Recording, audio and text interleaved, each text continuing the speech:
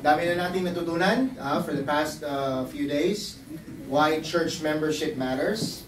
And if there is one thing that we must never forget, we must never neglect as members of this church, that is the purpose for why we exist.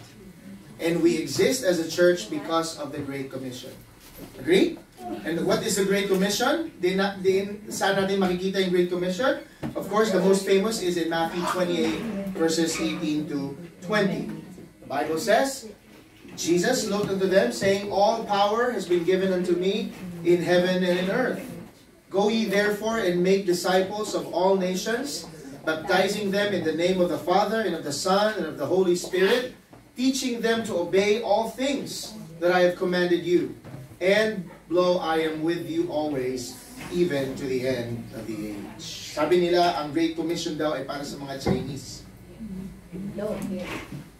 Go. Ye. Sa huli, lo. Para sa mga inchik talaga yung Great Commission. Kaya tama-tama nandito tayo.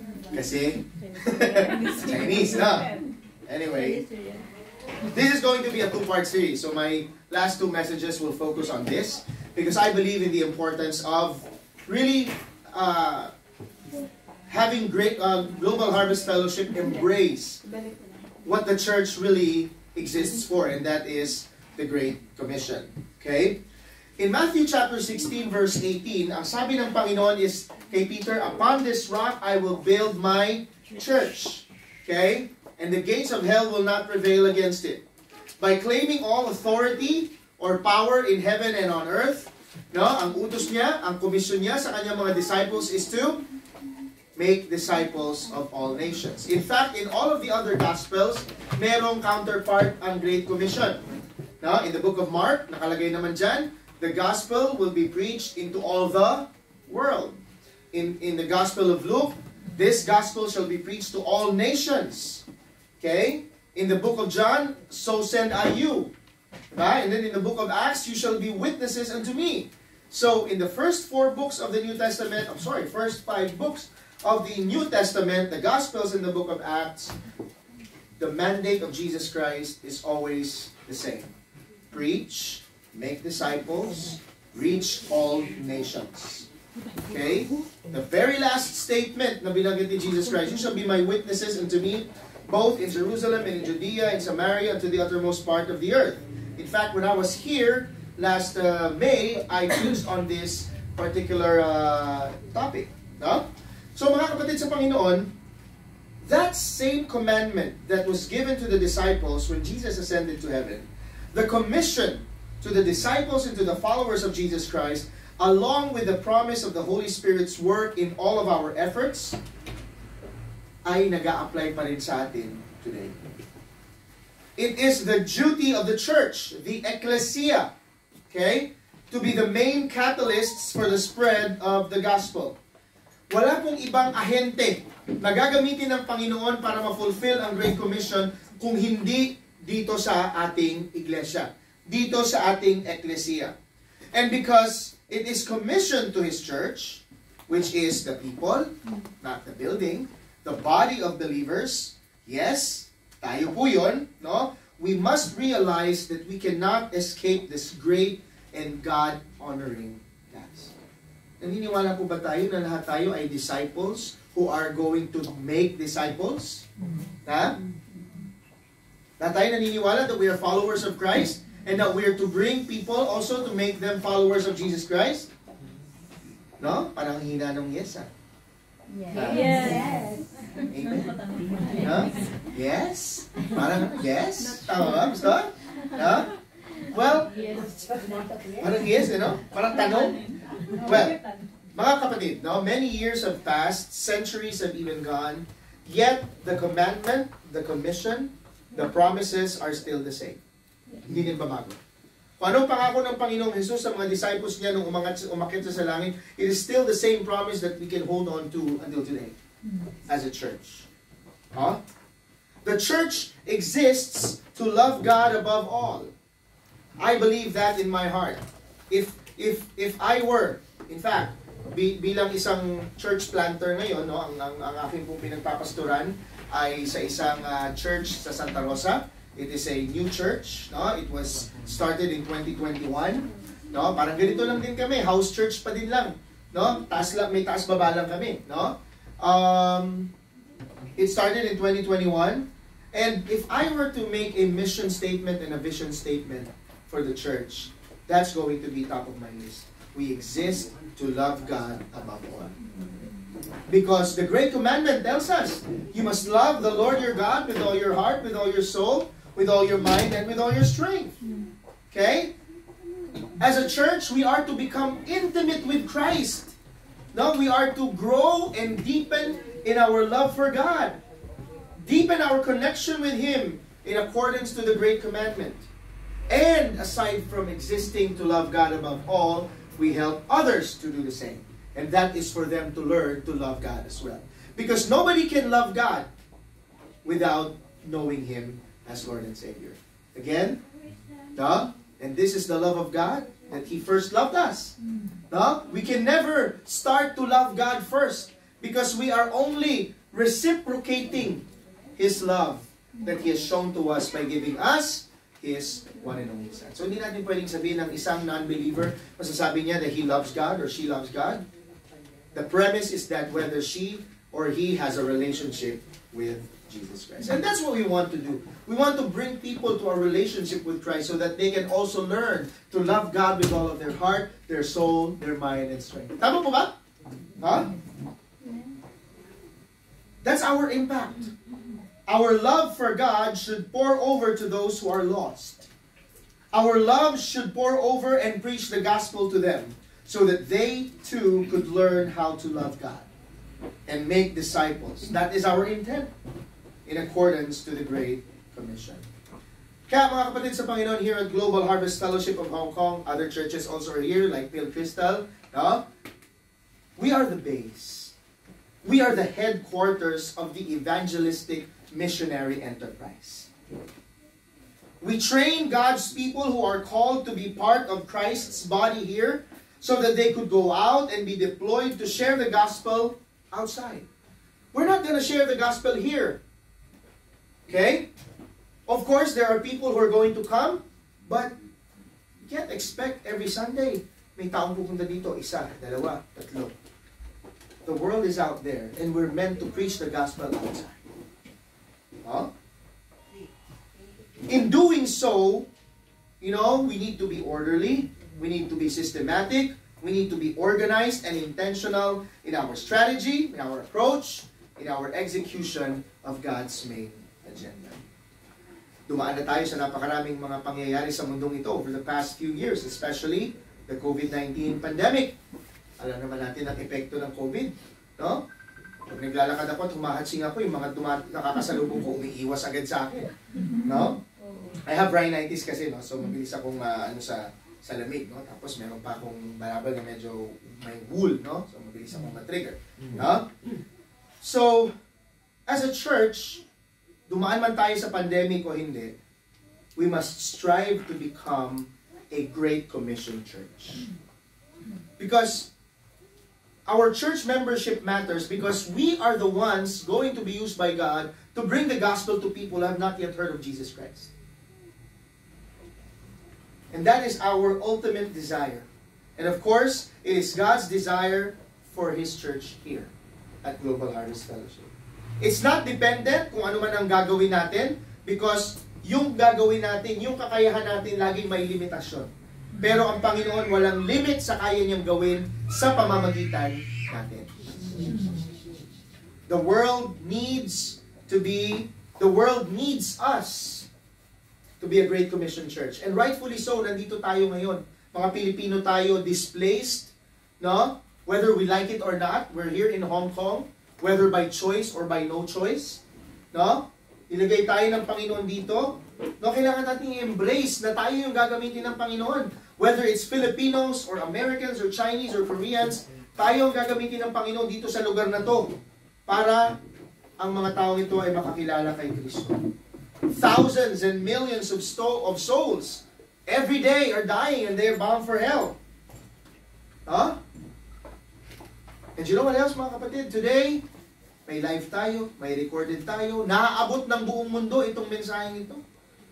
No? At tayo rin, we have the means to go to other countries without having to leave here. Virtual boundaries are no longer present. And through that, we can be a Great Commission church. So this afternoon and tomorrow morning, we'll answer the question, how can Global Harvest Fellowship of Hong Kong be and embrace being a Great Commission church? There's going to be 3 ways, but today let me just share 2 of them for now this afternoon. Okay? Number 1, Global Harvest Fellowship of Hong Kong can become a Great Commission church by, number 1, by catching the vision and mission of the church. Okay? By catching the vision and the mission of the church. Do we know what our mission statement is here at Global Harvest Fellowship? Do we know? Do we memorize it? That's a good question that we need to ask ourselves. No? Kasi unang-una, uma-attend tayo dito sa Global Harvest Fellowship. Bakit tayo nandito? What's the purpose of our existence? Ba? In a corporate setting, the mission statement declares your purpose of existence. Why are you here? Okay? Why are you gathering here? Right? And then the vision statement declares what you want to achieve 5, 10, 15, 20 years from now. There's going to be a short-term and a long-term vision. Okay? So mga kapatid, di po natin alam. Or maybe nababasa lang natin. Pero, do we memorize it? Okay? Kung alam natin kung anong mission statement at vision statement ng Global Harvest Fellowship of Hong Kong, ito ba ay alinsunod sa salita ng Panginoon as far as the church is concerned? Huh? I like the slogan here, the 3D, delight, declare, disciple. Of course, we delight in God's Word. We delight in Christ. That's our love for Him. No? We declare His glory. We declare His Word to others. No? We disciple. It's part of the discipleship process. But I hope and pray that, at some point, we will all memorize our mission and vision statement. Okay? Ano po ang pinakamalinaw na vision nga? Sa salamin, ano yung pinakamaayos na grado natin sa salamin? 2020. No? The perfect vision is 2020. Okay? What is the purpose of our existence as a church? That is to see people, through the church, come to the saving knowledge of Jesus Christ as Lord and Savior. That is why we need to set a mission statement and a vision statement in accordance to the Great Commission. Okay? How do we go about in that particular determination of our mission and vision? Okay? Of course, kailangan natin maintindihan that aside from us, napakarami pang tao ang ligaw ang landas. Okay? Anybody who does not have a relationship with Jesus Christ is lost, is condemned, is bound for damnation. Sabi ko nga kahapon, no? Kinote ko si John Piper, sabi niya, every heart without Christ is a mission field.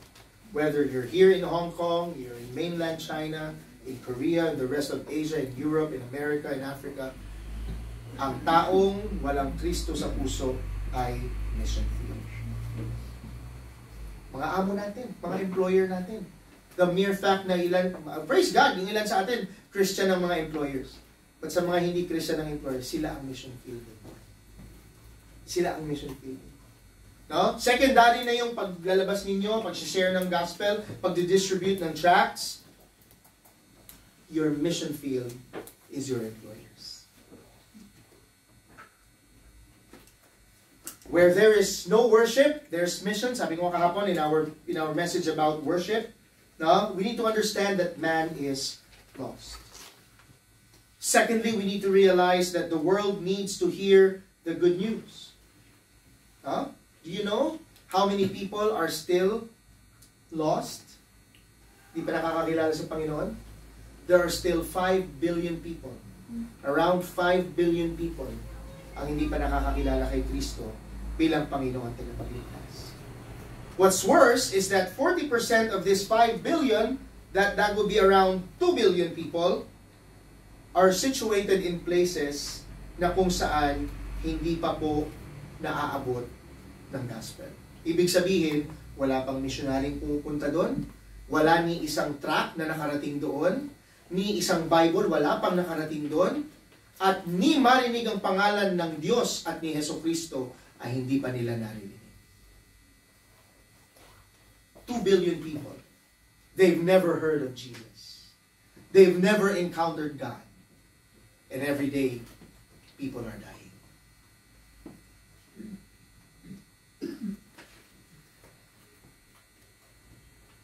There's also that great imbalance of Christian workers and churches. No? Alam niyo po ba na karamihan ng mga missionaries na pupunta sa ibang lugar, hindi pumupunta doon sa unreached people group na tinatawag.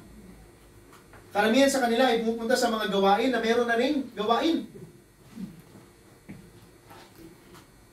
If a church has a 1 million peso budget for a year, only 10,000 pesos a year goes to missions.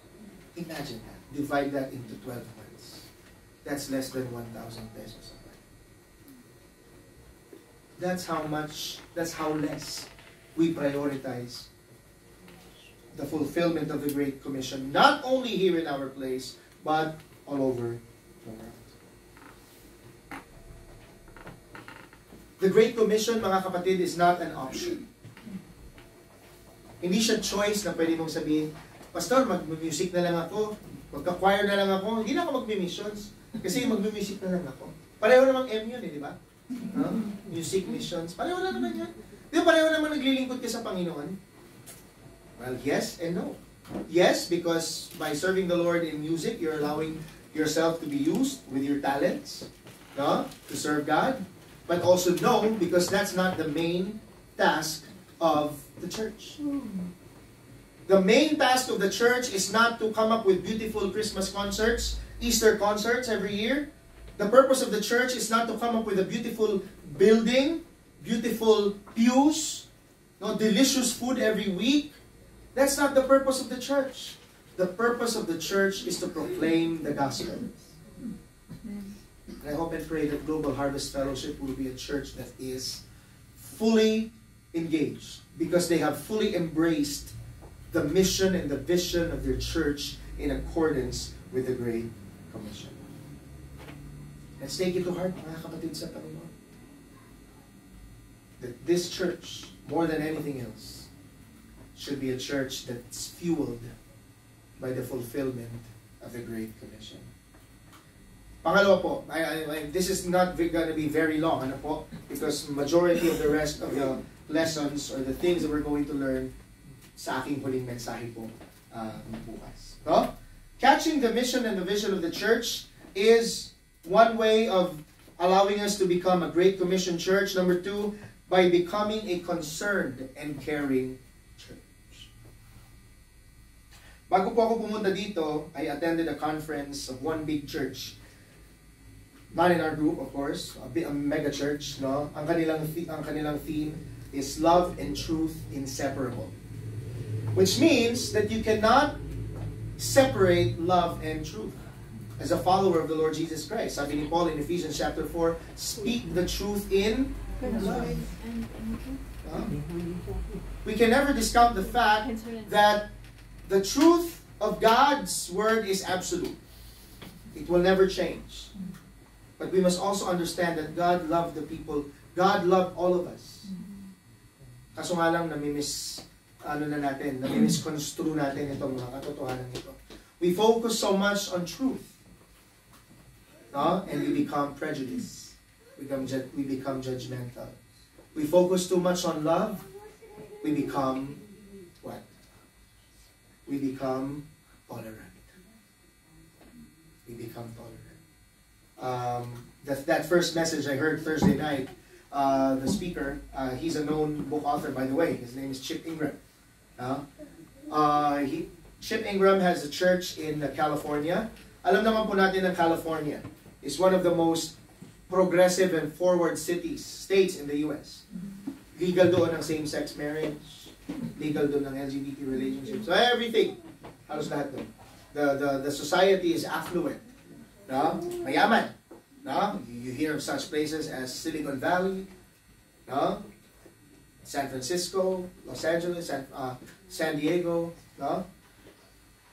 He has a church, and there was one time that he attended, in one Sunday, a group of, LGBTs went to his church. And he did not know how to address. So he prayed to God and asked for wisdom and guidance. The first thing that he said was, humingi siya ng sorry. Now tayo, pag nakakita tayo ng, from ang bilis agad natin. Aminin man natin o hindi, mabilis tayo mag-judge. No? Dito sa Hong Kong, dami ko nakikita, lalaki nag-holding hands. No? Lalaki ay, very intimate. And sometimes we pass judgment so quickly. That this pastor said, I'm sorry in behalf of all of my fellow believers, whether it is from his church or not, because they have been so judgmental on them. They condemn them. Sabi niya, we're sorry because we've treated you in such a way, kinabuhian namin kayo, pinandirihan namin kayo. We're sorry. But I also need to apologize, sabi niya, because we can't deny the truth. One striking truth na sinabi niya is this.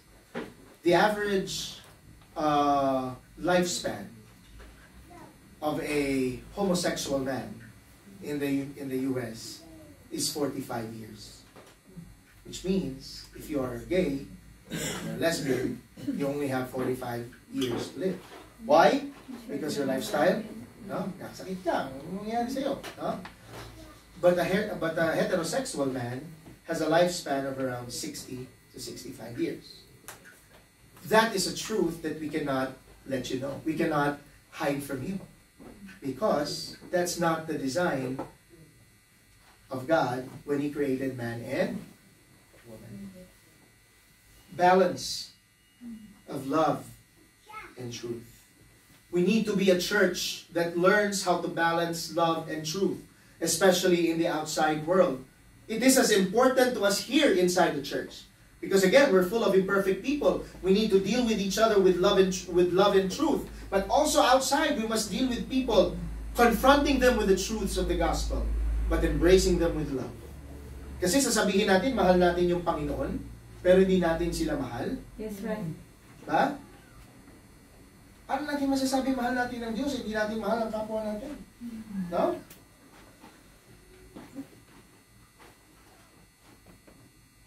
Christ's church should always be concerned about following, submitting, and obeying God's will. At ang kalooban ng Panginoon for His church is to be a shining beacon and a salt to the whole earth. That's what Jesus meant when He said, you are the salt of the earth and you are the light of the world. All of these are still related to us, sharing the gospel and making disciples of all nations. If you are a part of Christ's church, yes, we are a part of Global Harvest Fellowship of Hong Kong.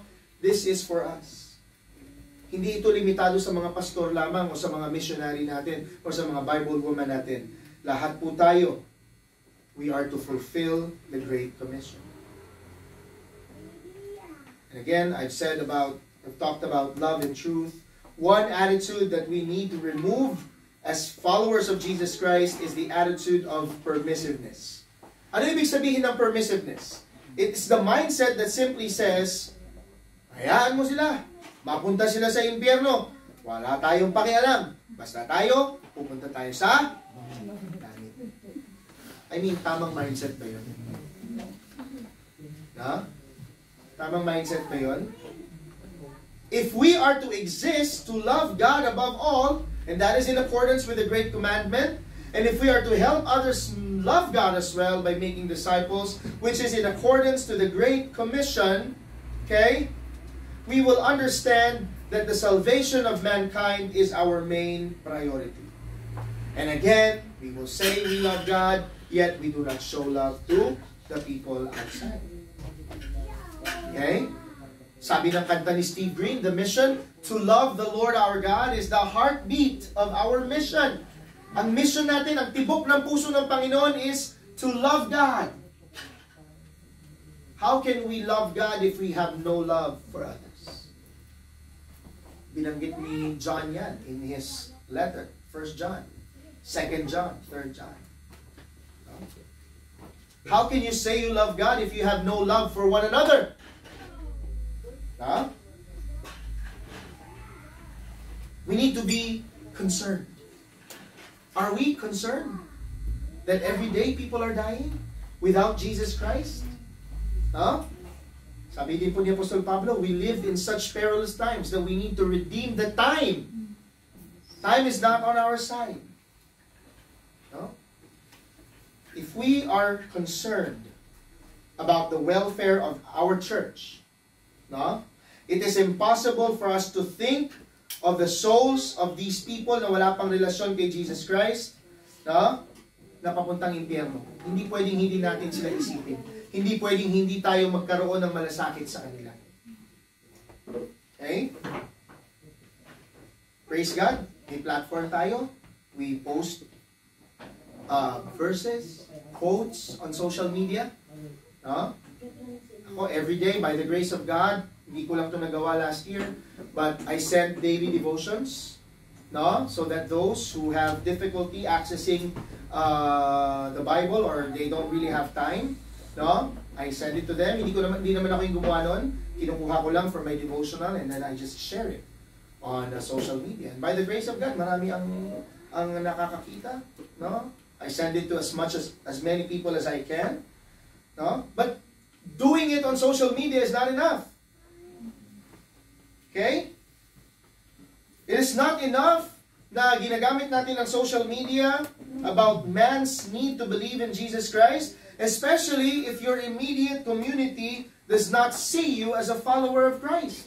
Kumusta po ang ating testimony in our immediate community? Kilala po ba tayo bilang isang mananampalataya at follower ni Jesus Christ?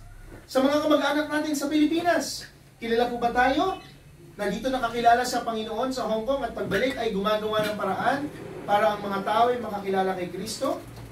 There's one practice na I appreciate. There's one church in the US. I don't know, this is also, I think, something that we probably are doing. Now, pag umuwi sila sa Pilipinas, syempre, ang expectation sa'yo, either pagkain or pasalubong. P yan. No? Pagkain or pasalubong. Ginagawa nitong mga nasa Amerika, pag uwi nila sa Pilipinas, hindi na sila nagpapasalubong. No? Nagpapakain sila. They gather in one big event. No? Ito ginagawa nila, may pastor silang iniimbitahan. No? Sino sa atin yung gumagawa nito? Oh, praise God. No? Keep it up. No? Keep it up. Because yung pagiging mananampalataya mo ngayon dito, sa karamihan sa inyo na kakilala dito kay Kristo, magugulat yung mga tao. Uy, anong meron dito? Bakit ganito to ngayon? No? And then, makikita nila yung malasakit mo. Na ginather mo sila, pinakain mo sila. Wala mang pasalubong, pero they're able to receive the best gift that they can receive. And that is the gift of eternal life through Jesus Christ. Ang masaklap, magugulat pa yung nasa community natin, ay, Christian ka? Ay, nagbabasa ka ng Bible? Ha? Yun ang masaklap eh. Makikita nila, malalaman nila na mananampalataya ka, na follower ka ni Jesus Christ, but your life does not resemble at any part that you're a follower of Christ. Sana hindi po totoo sa atin dito. Again, sabi ko kanina, we take the name of Jesus wherever we are. Mga kapatid, it is not enough that we attend Sunday services. No? Minsan kasi, sa kabisihan natin, ang ginagawa na lang natin, ate, hindi na ako maka-attend. Magpadala na lang akong offering. No? Ate, hindi na ako maka-attend. Ganito na lang gagawin ko. Ganito, ganyan. No? Akala natin, yung pagpunta natin dito sa church is already our service to God. And when we come to church every Sunday, we think that we are fulfilling our Christian duty. But, kapatid, it's not. It's not accomplishing anything. It's only accomplishing a part of it. That's why we have this theme, Church Membership Matters. That's why we have different spheres in the area of church membership. We have yung mga series ng preachings ni Pastor Abe, very helpful for all of us. No? We talk about worship in the context of church membership. We talk about what? Drifting away as a follower of Jesus Christ. And now missions, which is the central and the primary task of the church. Okay? It's not enough that we attend services every Sunday, that we give our offerings, that we are consistently involved in church activities. No? Unang-una sa lahat, we need to ensure our personal intimacy, our deep relationship with Jesus Christ, na mag-grow lamang sa pamamagitan ng pagbabasa ng Biblia, pananalangin. Okay? Kaya ngayong kantang yan, timeless yan. Read your Bible, pray every day, and you will grow, and if you spend time with God, you grow. If you don't spend time with God, there is no growth. Kahit na maglupasay ka pa dyan na araw-araw linisan mo tong church, magluto ka, ikaw lahat sumalo ng schedule, ikaw lahat gumastos, no? Ikaw pinakamalaking offering dito tuwing Sunday, no. It won't do you any good.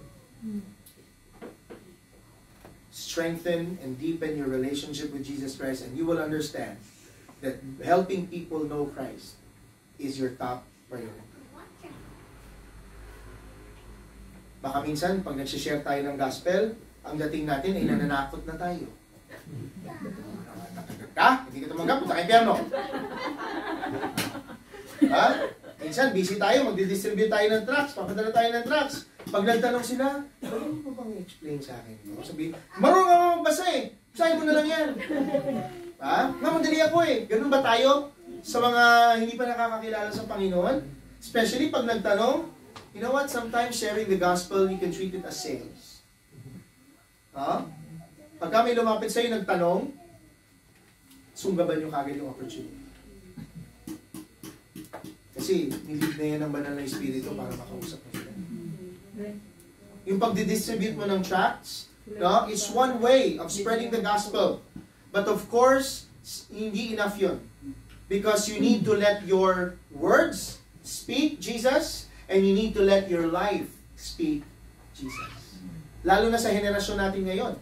Mga alaga po ninyo, hindi na yan millennials. Gen Alpha na yan. Hindi na yan Gen Z. No? Mga bata, yung mga 10 years old below. No? Ngayon, may parating yung mga pinanganak ngayong taon, Generation Beta na sila. Bagong generation na yan. No?